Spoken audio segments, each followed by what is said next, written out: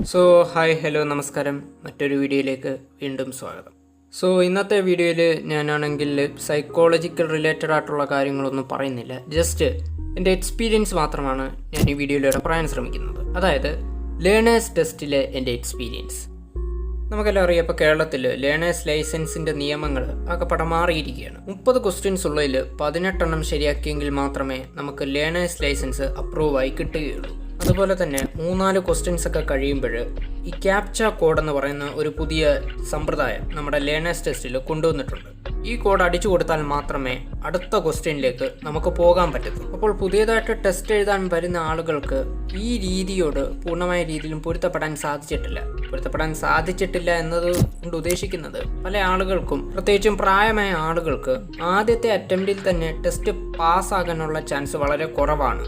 ഭൂരിഭാഗം ആൾക്കാരും തോക്കാറുണ്ട്. അപ്പോൾ ഞാൻ ലേണേഴ്സ് ടെസ്റ്റ് എഴുതാൻ പോയ എക്സ്പീരിയൻസ് ഞാനിവിടെ പറയാം.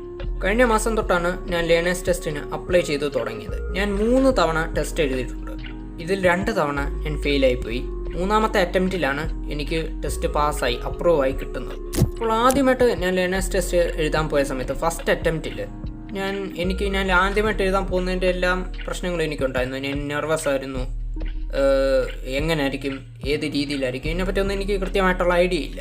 അപ്പോൾ ഞാൻ ഓഫീസിൽ ചെന്നു. ഒരുപാട് പേര് അവിടെ നിൽപ്പുണ്ട്, പ്രായമായവരുണ്ട്, പിള്ളേരുണ്ട്, ഒരുപാട് പേര് അവിടെ നിൽപ്പുണ്ട്. അപ്പോൾ പോയവരിൽ 3/4 പേരും ഈ ക്യാപ്ച അല്ലെങ്കിൽ ടൈം ഔട്ടായി എന്നും പറഞ്ഞുകൊണ്ട് തിരിച്ചിറങ്ങി വരികയാണ്. ആ സമയത്തൊക്കെയാണ് ഈ ക്യാപ്ച എന്ന് പറയുന്ന സാധനമൊക്കെ ഉണ്ടെന്നുള്ളത് ഞാൻ അവിടെ ചെന്നപ്പോഴാണ് അറിയുന്നത്. അവിടെ എഴുതിയിട്ട് ഇറങ്ങിയ ആൾക്കാരോട് ചോദിച്ചപ്പോഴാണ് ഞാൻ അറിയുന്നത്. സത്യം പറഞ്ഞാൽ അപ്പോഴേക്കും എൻ്റെ നെർവസ്നെസ് കൂടി. അപ്പോൾ എൻ്റെ ഊഴം എത്തിയ സമയത്ത് എനിക്ക് ആദ്യം കിട്ടിയത് ഒരു മോശമായിട്ടുള്ള ഒരു കമ്പ്യൂട്ടർ എനിക്ക് ഫസ്റ്റ് കിട്ടിയത്. അപ്പോൾ അതിൻ്റേതായിട്ടുള്ള പ്രശ്നങ്ങൾ, അതായത് ആ കമ്പ്യൂട്ടർ ഹാങ് ആയി പോവും, ഇടയ്ക്ക് കോഡ് അടിക്കുമ്പോൾ വരത്തില്ല, അത്തരം കുറച്ച് പ്രശ്നങ്ങളൊക്കെ ഉള്ള ഒരു കമ്പ്യൂട്ടർ ഫസ്റ്റ് എനിക്ക് കിട്ടിയത്. അതിൽ എക്സാം എഴുതിക്കൊണ്ടിരിക്കുക ഒരു 10-15 ക്വസ്റ്റ്യൻ കഴിഞ്ഞപ്പോഴേക്കും ക്യാപ്ച ഇൻവാലിഡായി, പിന്നെ ടൈം ഔട്ടായിപ്പോയി. എക്സാം ഞാൻ ഫെയിലായി. അപ്പോൾ എൻ്റെ ഫസ്റ്റ് അറ്റംപ്റ്റ് സത്യം പറഞ്ഞാൽ ഞാൻ ലേണേഴ്സ് ടെസ്റ്റ് ഫെയിലായിപ്പോയി. അപ്പോൾ ഈ ലേണേഴ്സ് ടെസ്റ്റിന് ടൈമിംഗ് ഉണ്ട്. 30 സെക്കൻഡാണ് നമുക്ക് മാക്സിമം കിട്ടുക. ഒരു ക്വസ്റ്റ്യൻ 30 സെക്കൻഡിനുള്ളിൽ തീർത്ത ശേഷം ക്യാപ്ച കോഡ് ഉണ്ടെങ്കിൽ അതോട് അടിച്ചിട്ട് അടുത്ത ക്വസ്റ്റ്യനിലേക്ക് പോകണം.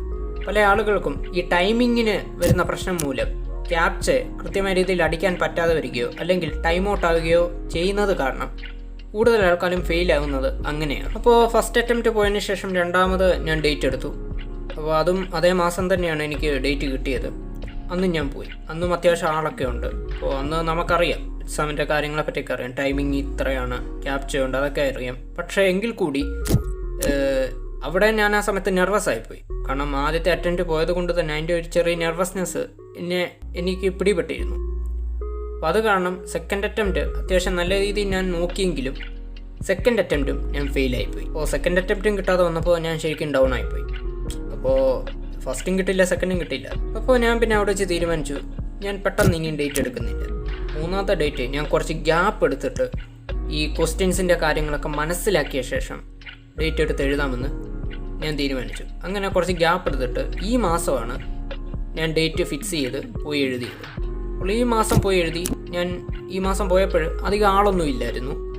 എക്സാം ഞാൻ എഴുതി, ഞാൻ പാസ്സാവുകയും ചെയ്തു. അങ്ങനെ ലേണേഴ്സ് എനിക്ക് അപ്രൂവ് ആയി കിട്ടി. അപ്പോൾ ഈ ഗ്യാപ്പ് എടുത്ത സമയത്തല്ലേ ഞാൻ മാക്സിമം ഈ ക്വസ്റ്റ്യൻസ് ബൈ ഹാർട്ട് ചെയ്യാൻ ശ്രമിച്ചു. അതായത് യൂട്യൂബ് ചാനലൊക്കെ നോക്കി പഠിക്കാൻ ശ്രമിച്ചു. പിന്നെ ബുക്ക് ഉണ്ടായിരുന്നു, അത് നോക്കി പഠിക്കാൻ ശ്രമിച്ചു. പിന്നെ നമ്മുടെ MVD ലീഡ്സ് എന്ന് പറയുന്ന ഒരു ആപ്ലിക്കേഷൻ, അതായത് ലേണേഴ്സ് പഠിക്കുന്ന ആൾക്കാർക്ക് വേണ്ടിയുള്ള ഒരു ആപ്ലിക്കേഷൻ ഉണ്ട്. അതിനകത്ത് ഈ ക്വസ്റ്റ്യൻസ് ഉണ്ട്, മോക്ക് ടെസ്റ്റ് ഉണ്ട്. അപ്പോൾ അതൊക്കെ ഞാൻ ചെയ്ത് നോക്കി. അങ്ങനെ കുറച്ച് എനിക്ക് തന്നെ തോന്നിയപ്പോഴാണ് ഞാൻ പിന്നെ ഡേറ്റ് എടുത്ത് പോയി ഞാൻ ടെസ്റ്റ് എഴുതിയത്. ഏതായാലും ആ അറ്റംപ്റ്റിൽ ഞാൻ പാസ്സാവുകയും ചെയ്തു. ഇതിൽ നിന്ന് ഞാൻ മനസ്സിലാക്കിയ കുറച്ച് കാര്യങ്ങൾ ഞാൻ പറയാം. അതായത് നമ്മളൊരു കാര്യം ചെയ്യുന്നതിന് മുമ്പ് ധൃതി പിടിച്ച് അത് ചെയ്യാൻ ശ്രമിക്കുകയാണെങ്കിൽ മാക്സിമം നമുക്കത് കിട്ടാതിരിക്കാനുള്ള ചാൻസ് കൂടത്തേ ഉള്ളൂ. മറിച്ച് കുറച്ച് ഗ്യാപ്പ് എടുത്തിട്ടാണെങ്കിലും നമ്മൾ ആ കാര്യം മനസ്സിലാക്കി അതിൻ്റെ ഒരു കൃത്യമായ ഒരു ഐഡിയ കിട്ടിയ ശേഷം നമ്മളത് ചെയ്യാൻ ശ്രമിക്കുകയാണെങ്കിൽ മാക്സിമം നമുക്കത് കിട്ടാനുള്ള ചാൻസ് കൂടത്തേ ഉള്ളൂ. അതുകൊണ്ട് ഏത് കാര്യം ചെയ്യുമ്പോഴും ധൃതി പിടിക്കാതെ കുറച്ച് സമയം എടുത്തിട്ടാണെങ്കിലും അത് മനസ്സിലാക്കി അതിൻ്റെ ഒരു ഐഡിയ കിട്ടിയ ശേഷം നിങ്ങളത് ചെയ്യാൻ ശ്രമിക്കുക.